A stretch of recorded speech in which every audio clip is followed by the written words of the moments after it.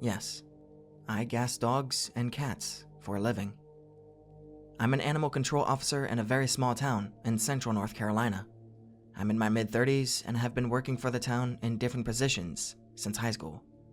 There's not much work here, and working for the county provides good pay and benefits for a person like me without a higher education. I'm the person you all write about how horrible I am. I'm the one that gasses the dogs and cats and makes them suffer. I'm the one that pulls their dead corpses out smelling of carbon monoxide and throws them into green plastic bags. But I'm also the one that hates my job and hates what I have to do.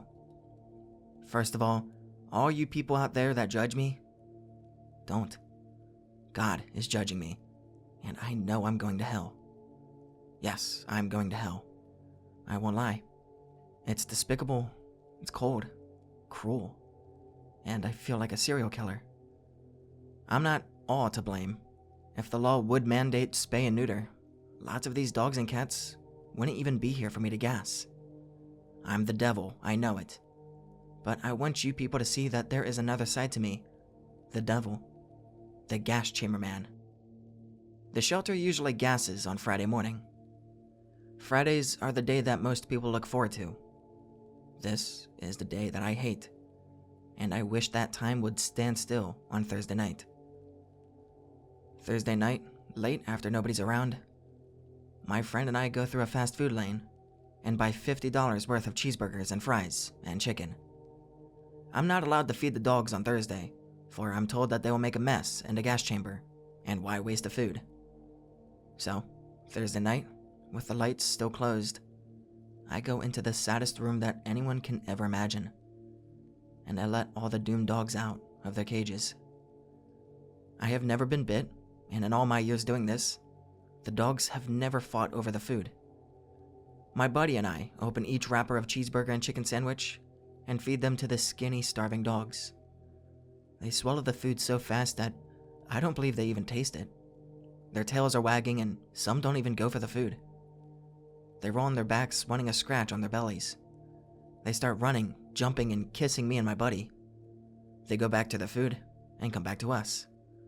All their eyes are on us with such trust and hope, and their tails wag so fast that I have come out with black and blues on my thighs. They devour the food. Then, it's time for them to devour some love and peace. My buddy and I sit down on the dirty, pea-stained concrete floor, and we let the dogs jump on us. They lick us, they put their butts in the air to play, and they play with each other.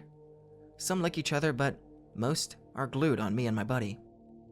I look into the eyes of each dog. I give each dog a name. They will not die without a name. I give each dog 5 minutes of unconditional love and touch. I talk to them, and I tell them that I'm so sorry, that tomorrow they will die a gruesome, long, torturous death at the hands of me in the gas chamber. Some tilt their heads to try to understand. I tell them that they will be in a better place, and I beg them not to hate me. I tell them that I know I'm going to hell, but they will all be playing with all the dogs and cats in heaven. After about 30 minutes, I take each dog individually into their feces-filled concrete jail cell and pet them and scratch them under their chins. Some give me their paw, and I just want to die. I just want to die. I close the jail cell on each dog and ask them to forgive me. As my buddy and I are walking out, we watch as every dog is smiling at us. And they don't even move their heads. They will sleep with a full belly and a false sense of security. As we walk out of the doomed dog room, my buddy and I go to the cat room. We take our box and put the very friendly kittens and pregnant cats in our box. The shelter doesn't keep tabs on the cats like they do the dogs. As I handpick which cats are going to make it out, I feel like I'm playing God, deciding who's going to live and die. We take the cats into my truck and put them on blankets in the back. Usually, as soon as we start to drive away, there are purring cats sitting on our necks or rubbing against us. My buddy and I take our one-way 2-hour trip to a county that is very wealthy, and they use injection to kill animals. We go to exclusive neighborhoods and let 1 or 2 cats out at a time. They don't want to run. They want to stay with us. We shoo them away, which makes me feel sad. I tell them that these rich people will adopt them, and if worse comes to worse and they do get put down, they'll be put down with a painless needle, being cradled by a loving veterinarian. After the last cat is free, we drive back to our town. It's about 5 in the morning now, about 2 hours until I have to gas my best friends. I go home, take a shower, take my 4 anti-anxiety pills, and drive to work. I don't eat. I can't eat. It's now time to put these animals in the gas chamber. I put my earplugs in, and when I go to collect the dogs are so excited to see me that they jump up to kiss me and think they're going to play. I put them in the rolling cage and take them to the gas chamber. They know. They just know. They can smell the death. They can smell the fear. They start whimpering the second I put them in the box. The boss tells me to squeeze in as many as I can to save on gas. He watches. He knows I hate him. He knows I hate my job. I do as I'm told. He watches until all the dogs and cats thrown in together are fighting and screaming. The sound is very muffled to me because of my earplugs. He walks out. I turn the gas on and walk out.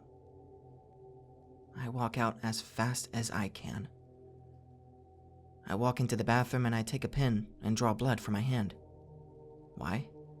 The pain and blood takes my brain off of what I just did. In 40 minutes, I have to go back and unload the dead animals. I pray that none survived, which happens when I overstuff the chamber.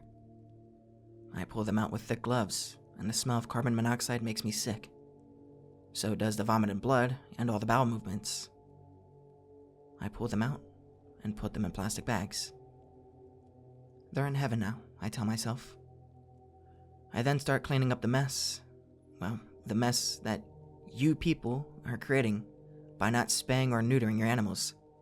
The mess that you people are creating by not demanding that a vet come in and do this humanly. You are the taxpayers. Demand that this practice stop. So don't call me the monster, the devil with the gasser. Call the politicians, the shelter directors, and the county people the devil. Heck, call the governor.